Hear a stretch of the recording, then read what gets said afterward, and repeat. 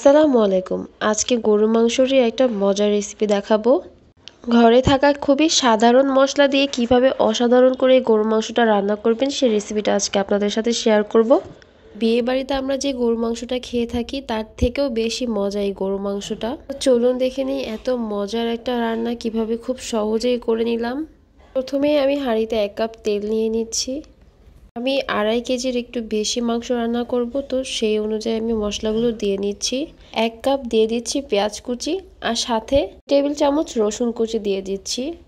পেঁয়াজ আর রসুনটা যখন নরম হয়ে আসবে দিতে হবে 1 কাপ আদা রসুন বাটা। আদা রসুনটা আমি একসাথেই বেটে নিয়েছি। তারপর দিয়ে দিচ্ছি 2.5 টেবিল চামচ জিরার গুঁড়া।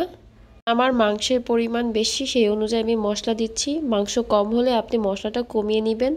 2.5 টেবিল চামচ হলুদের গুঁড়া দিয়েছি। 1.5 টেবিল চামচ মরিচের গুঁড়া দিয়েছি। ঝালটা আপনাদের পছন্দ মতো দিয়ে নেবেন।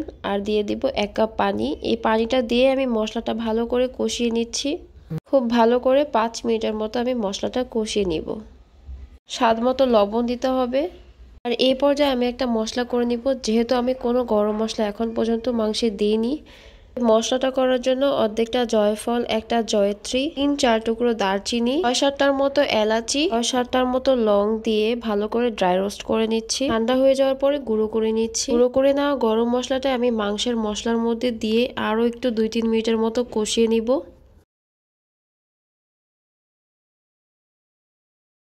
আর মাংস মিলিয়ে 2.5 কেজির থেকে একটু বেশি মাংস আমি ভালো করে ধুয়ে পরিষ্কার করে পানি ছেঁকে নিয়েছিলাম। আর সেই মাংসটা আমি কষানো মশলার মধ্যে দিয়ে দিচ্ছি। দিয়ে ভালো করে মশলার সাথে নেড়ে নিব। মশলার সাথে যাতে সুন্দর করে গরু মাংসটা মিশে যায় তাই ভালো করে নেড়ে চেড়ে দিতে হবে।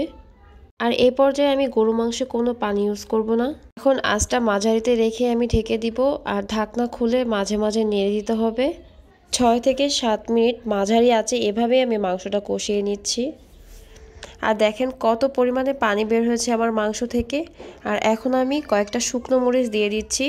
আর এই শুকনো মরিচটা দিলে মাংসের ফ্লেভার খুবই ভালো আসে।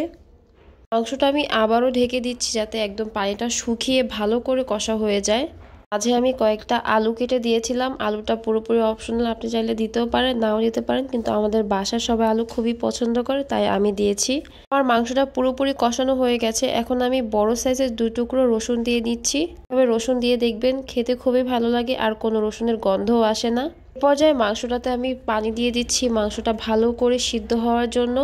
অবশ্যই এখানে গরম পানিটা ইউজ করবেন, না হলে মাংসটা টেম্পারেচারে তারতম্যে শক্ত হয়ে যাবে আর সিদ্ধ হতে বেশ খানিকটা সময় লাগবে। আসছে মাংসটা সিদ্ধ হয়ে যাওয়ার পরে আমার মাংস পুরোপুরি রেডি। এখন আমি পেঁয়াজ বেরেস্তা দিচ্ছি।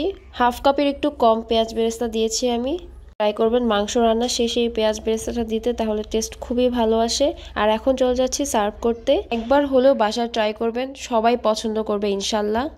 ট্রাই করে অবশ্যই আমাকে জানাবেন। রেসিপিটা ভালো লাগলে একটা লাইক করে দিবেন, কারণ আপনার লাইক আমার কাজের অনেক উৎসাহ জাগায়। আজকের মতো এই পর্যন্তই। সবাই ভালো থাকবেন, সুস্থ থাকবেন আর আমার জন্য দোয়া করবেন। আল্লাহ হাফেজ।